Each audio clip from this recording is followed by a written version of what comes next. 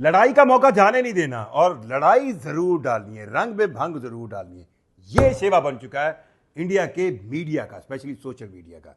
सना मीर की तरफ से आजाद कश्मीर क्यों कहा गया, कश्मीर आजाद कश्मीर क्यों कहा गया और पूरी स्टेटमेंट क्या थी वो भी अब सुनिएगा। मेरा ख्याल है सना मीर ने एक ऐसा सोबर स्टाइल में उनको जवाब दिया, लेकिन फिर भी वो मानेंगे नहीं। पाकिस्तान और इंडिया की लड़ाई एशिया कप में जो शुरू कराई बीसीसीआई ने, अब उसको आगे तक निभाने की बात हो रही है। पर एक बात आपको यकीनी बता दूं, पाकिस्तान पीछे नहीं हटेगा, पहल नहीं करेगा, पीछे नहीं हटेगा, ये आपको जरूर यकीन कर लेना चाहिए। मैं जुल्करनैन शेख आपको 365 डिजिटल पर खुशामदीद कहता हूं। सना मीर जो कि पाकिस्तान की साबिक वुमेन टीम की कप्तान है, आईसीसी के पैनल ऑफ कमेंट्री पर हैं, आईसीसी के हॉल ऑफ फेम का हिस्सा हैं, पहली पाकिस्तानी फीमेल प्लेयर हैं जो आईसीसी हॉल ऑफ फेम में मौजूद हैं। वो कमेंट्री कर रही हैं आईसीसी वुमेन वर्ल्ड कप, उस वुमेन वर्ल्ड कप का जिसकी मेजबानी तो इंडिया कर रहा है, लेकिन खुद के वो बीजे हुए नफरत के बीजों की वजह से हाइब्रिड मॉडल की बुनियाद पर पाकिस्तान अपने मैचेस इंडिया में नहीं खेल रहा और पाकिस्तान कोलंबो के अंदर मौजूद है। पाकिस्तान वुमेन टीम बांग्लादेश की वुमेन टीम से मैच खेल रही है, सना मीर का कमेंट्री कर रही है। और सना मीर, नतालिया एक लड़की पाकिस्तानी जो, क्योंकि पाकिस्तान टीम बांग्लादेश से ये मैच हार गई, नतालिया एक लड़की जिसका ताल्लुक पाकिस्तान के आजाद जम्मू एंड कश्मीर से है, उसके बारे में वो बता रही हैं कि नतालिया, मेरा ख्याल है एग्जैक्ट स्टेटमेंट पढ़ लूं कि क्या इनको आग लगी और किस तरह की कहानी सुनाते हैं। अब ये स्टेटमेंट ये कुछ इस तरह वो कहते हैं, उन्होंने बोला सना ने कि Natalia Parvez, a lot of these players are now Natalia who comes from Kashmir, Azad Kashmir, play in Lahore, she has to come to Lahore to play most of her cricket here. ये लाइन है जी, आप रगड़ा खा लो। और लड़ाई मार कुटाई दे मारते 4.5। सोशल मीडिया पर बैठे हुए वो इंडियंस, वो सो कॉल्ड इंडियन जर्नलिस्ट जिनकी कहानी सिवाय लड़ाई के और किसी चीज पर खत्म नहीं होती, उन्होंने कहा लो जी, ये इसने कश्मीर को आजाद कश्मीर क्यों कह दिया, ये तो डिस्प्यूटेड एरिया और इसका नाम क्यों लिया।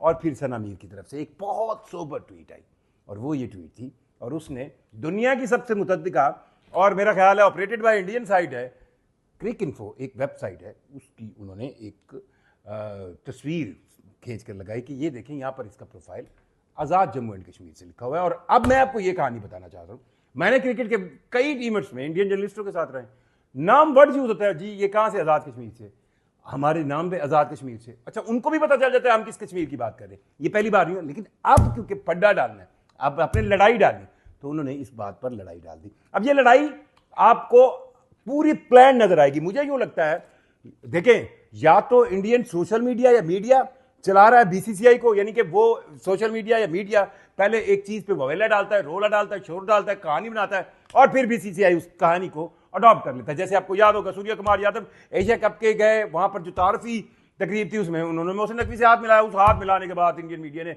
वो चीखें मारी कि बीसीसीआई को ये लाइन अडॉप्ट करनी पड़ी कि अगली बार सूर्य कुमार यादव पाकिस्तानी कप्तान से हाथ मिलाने से पहले बीसीसीआई के कहने पर रुक गए, और बीसीसीआई के कहने पर ही एंडी पाइक्राफ्ट जो है मैच रेफरी जो है, वो भाई साहब बिल्कुल कवानीन से हटकर सलमान अली आगा को कह रहे हैं कि हैंडशेक नहीं होगा, और उस हैंडशेक ना होने की कहानी एंड क्या हुई कि ट्रॉफी के बगैर इंडिया को घर जाना पड़ा। और अब फिर एक नई कहानी, अब इस आजाद कहने के बाद फिर 2 मिनटों बाद, इस इश्यू के 2, 4, 6 मिनटों बाद आपको बीसीसीआई की लाइन है कि नहीं, हम कंफर्म नहीं है, हैंडशेक होगा। और पाकिस्तान की टीम इतवार के रोज इंडिया के खिलाफ अपना मैच खेलने जा रही है, वुमेन टीम, और उसमें भी लड़ाई मार कुटाई की पूरी उम्मीद है। और आपको एक चीज जहन में रख लेनी चाहिए, पता नहीं क्यों इंडिया को यह समझ नहीं आ रही कि पाकिस्तान किसी तौर भी इंडिया की तरफ से किसी भी ऐसी लड़ाई में पीछे नहीं रहेगा, वो उसका जवाब वैसे ही देगा, टिट फॉर टैट वाली कहानी पर चलेगा। और इसी कहानी की वजह से क्रिकेट फिर बदनाम होगी।